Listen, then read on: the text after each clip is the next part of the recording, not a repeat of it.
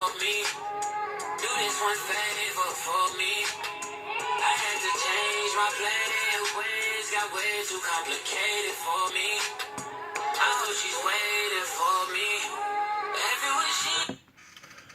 Welcome to the Zono Sports Show, where you know Zonos.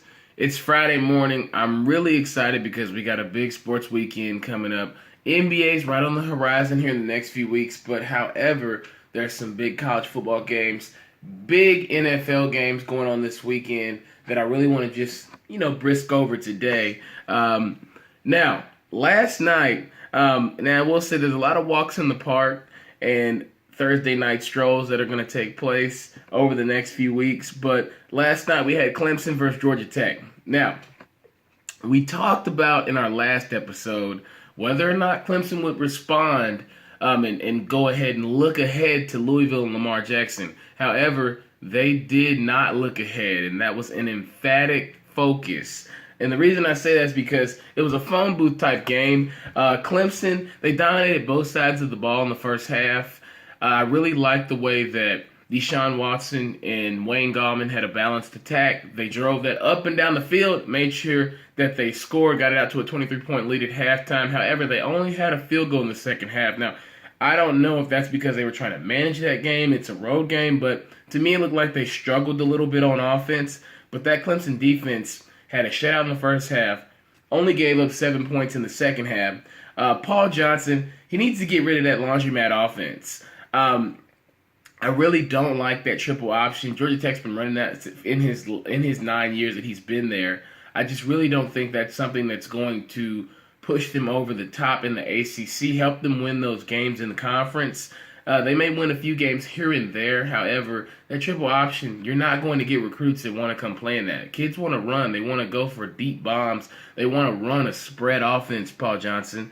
Change your style up, sir. Now, also, I really like the fact that Clemson, they seem to be focused. They weren't worried about Lamar and Louisville the upcoming week, which is next Saturday. Game day will be there in Clemson, South Carolina. Now, also, the next game that takes place, we'll be able to get a gauge for who's the top dog in the ACC. I really think Clemson did a great job last night of responding and saying that, hey, Louisville, you're good, but watch out, we're still good as well. So I really like Deshaun Watson versus Lamar Jackson. That's going to be a nice matchup next week. Also, we jump over, hop and skip to the NFL. Texans versus Patriots last night. That was a good game. Patriots managed it like a thrift store budget. Jacoby Brissett, he did a great job of just balancing himself across the board as far as passing and running. He had a 27-yard rushing TD. Jacoby Brissett, I'm not surprised. He did the same thing at NC State. He's a talented guy. I mean, Bill Belichick should feel happy because whoever's drafting these players, which is obviously the GM and management, they're all getting together making these decisions. They are preparing for the days after Tom Brady. When he's sitting down with his walker, retired, and he's watching from his couch, they want to make sure they're putting themselves in the best position to have a quarterback that's going to be able to manage that team once he's done. Because frankly, let's face it, he's almost, I think he is 40 years old, and he's a guy that's aging on his way out. Yes, he is good. He wants to play for a long time. I want to say Tom Brady may be 39, but he's close to 40 if he's not already 40. But they've got to prepare for the future. Jacoby Brissett, he got the kids' menu worth of plays. They didn't call a whole bunch for him. They kept it real simple. I told people to go draft LeGarrette Blount for fantasy. From what I saw when I checked a few stats last night, he had one touchdown. They won that game 27-0. So that defense has really helped back up those quarterbacks, Jimmy G and Jimmy B and Jacoby B. So I really think that he used his skills to his advantage. And the Patriots called plays that helped Jacoby Brissett. Didn't make him feel as though he was thrust into a fire because he didn't have to open up an entire playbook against that team because they just frankly did not have any offense. Pretty boy Brock, he plays too simple. I mean, I look at the way he played last night. I mean, yeah, your team, you're throwing the ball around and everything, getting a bunch of yards, but they're not getting any points, Brock. I mean, sir, you look like the Arizona State Brock Osweiler. the one that Vontaze Burfict had to back up on defense because, frankly, on offense, you couldn't make great plays all the time. So I do think that when you go to Foxborough, you're never leaving Foxborough alive. The Patriots, they're satisfied for now. They've already gotten 3 games out of that Brady suspension. They're still undefeated. They've only got 1 more. So I really think that last night just showed the amount of depth that the Patriots do have across their roster, whether it's at quarterback, at linebacker, running backer, it doesn't matter. They're deeper than a swimming pool at the Community Country Club. Now, we move along back over to college. Let's skip there. Now, Florida and Tennessee, that's a big game this weekend. A lot of people, I heard people crying about the fact that game day was going there. However, you have to understand this is a big rivalry. Both teams are ranked and undefeated. Tennessee's got high expectations still for this season. Now, Florida's beaten them 11 straight times, and yeah, that's a lot. However, if we look at the game this year, Florida's without their QB, Luke Del Rio, and also, they've got to throw in Austin Appleby. Austin Appleby was at Purdue. He's a graduate transfer.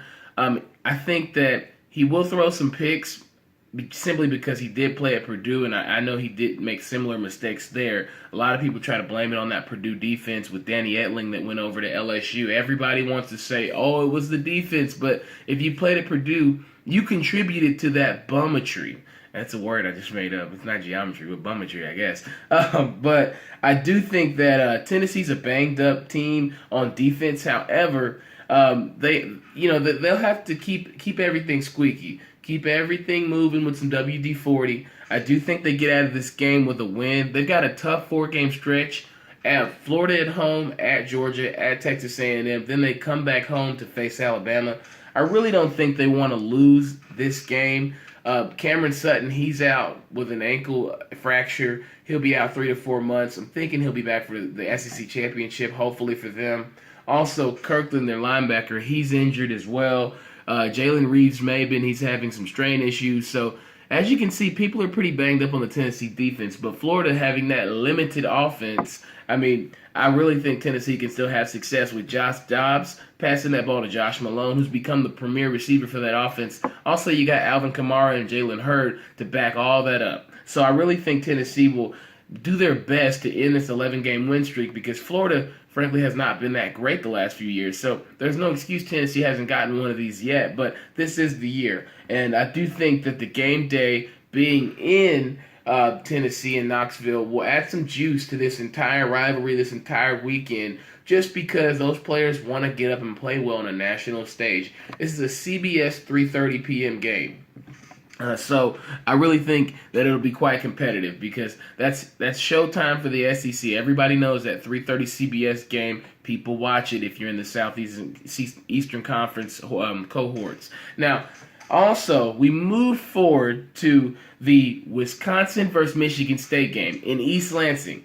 Michigan State gave Notre Dame a spanking this past weekend. They got up really big, 36-7. I want to say they allowed Notre Dame to score a little bit late, but they got out of there with a win.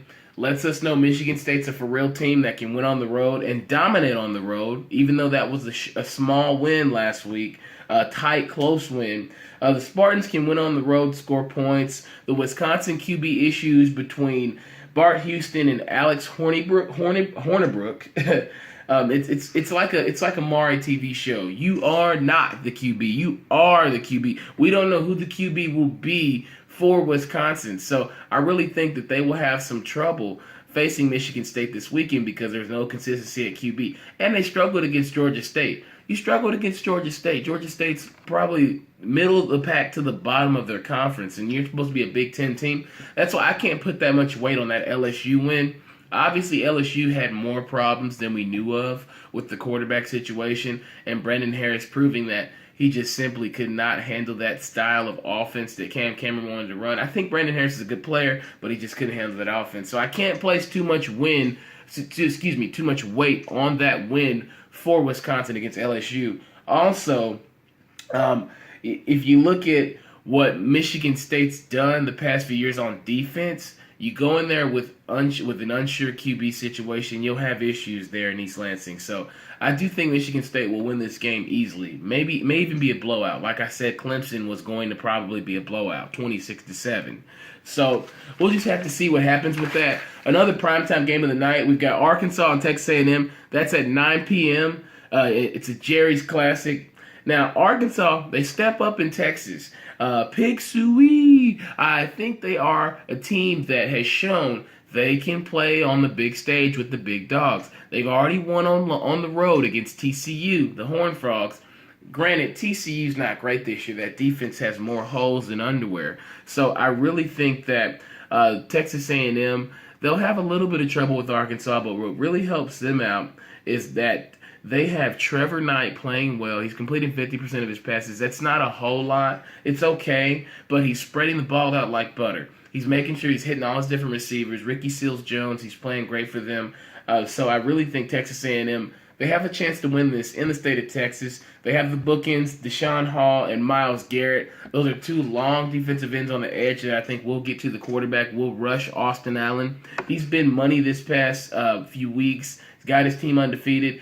Brad Bielema will call a game to mix it up and not just run the ball because of the success they had passing that ball in the TCU game. So I really think once we get done, though, with that entire game, we'll see Sumlin sauce on pork ribs because those Razorbacks, they will get cooked, barbecued, grilled, whatever you want to do to prepare that meat. That will happen to the Arkansas Razorbacks because I do think Kevin Sumlin just has a little bit more offense that Arkansas really can't handle at this point in their program. They have made a lot of improvement under Brett Bielema, but I think Kevin Sumlin, he's the better play caller, so he'll be the one to come out victorious in this, him and his team. Now, game of the week in the NFL, the big dogs, they are the Steelers and the Eagles. Those are the two teams that I look forward to watching this weekend. It's no brotherly love in the city this weekend. It's an in-state rivalry, Pittsburgh versus Philadelphia, Roethlisberger versus Carson Wentz. I really like both offenses that are clicking right now. Antonio Brown, maybe we'll see a twerk this weekend. I'm not sure. He wants to be the best, though. I watched an interview with him the other day. He did say that his goal, once he's done playing, is to be the best receiver of all time. That's a pretty lofty statement when you think about people like Jerry Rice, Terrell Owens. We could go on and on down the list. And I know I only named two, but, I mean, there's so many receivers. I mean, Larry Fitzgerald could argue that. Hines Ward could argue that just because of everything he did. You can name a bunch of receivers. Calvin Johnson, who just retired. So I really look forward to seeing what Antonio Brown does do down the stretch of his career. He's still fairly young in his prime.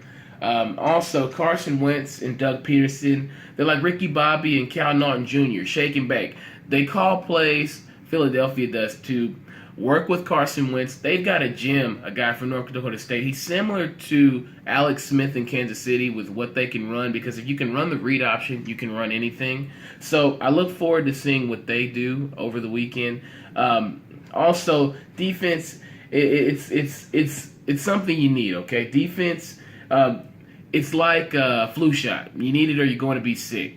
So whichever defense comes to play, either Pittsburgh with Ryan Shazier and all those guys, or Philadelphia with Fletcher Cox there in the middle, I really think whoever plays better and limits the other offense to the least amount of points, if they can stop Grandpa D'Angelo, I think that they can come out victorious, the Eagles. However, the Steelers, they are on the road, but they can win on the road. The Steelers have proven they can do that over the past few years. Our matchup of the week, the Giants versus the Redskins. They hold them, they host them this weekend. Odell Beckham versus Josh Norman. That's a matchup we've been talking about this entire offseason. Odell Beckham and Josh Norman. The last year they had a UFC fight break out on the field. So I really think that Odell will have to show that he can control himself, keep himself composed. Even though Josh Norman's known for a little chitter-chatter, he has to control his emotions and help his team win the game and focus on the game, not the side battles. Josh Norman's been getting criticized for his coverage not being on the best receivers that come into their stadium. However, I do think that when Josh Norman goes to New York, he'll be in a raucous environment. However, he'll prove and show that he is an elite corner in the NFL. He's been an elite corner. Can Odell handle that pressure? Josh Norman criticized Odell, saying that he lost his cool last year. He got under his skin. People really lost a little bit of respect for Odell Beckham. Odell Beckham's got to rekindle that. Take that back. Now, Mr. Norman, he's somebody that he'll get in your grill, he'll get in your shoulder pads, but you just got to play tough football against him, get yourself open, and get those opportunities. I think Odell's loose enough, wiggly enough to do that. I do think that the Giants will win this game because Kirk Cousins, frankly, is not a great quarterback. He's got that noodle arm. I just don't think that he's somebody who is a long-term answer for Washington. He was a sexy pick for now because Robert Griffin just frankly didn't have it in Washington, so they got rid of him. But Kirk Cousins, you got to step up your game, brother, because it's not great. It's pretty level. So please, let's see if you can peak that and get back to the level that we thought you would be at consistently, that you were at when you said you like that. So we'll see if you're like that this weekend against the Giants. Now, next show we'll talk about Saturday and Sunday reactions from across the country, across the board here in football. Also, we'll check back in on the AL and NL wild card. Who's going to take that home? Who's going to end up in the playoffs sneaking in by the skin of their teeth? I'm not sure. But thank you so much for watching the Zono Sports Show, where you know Zo knows.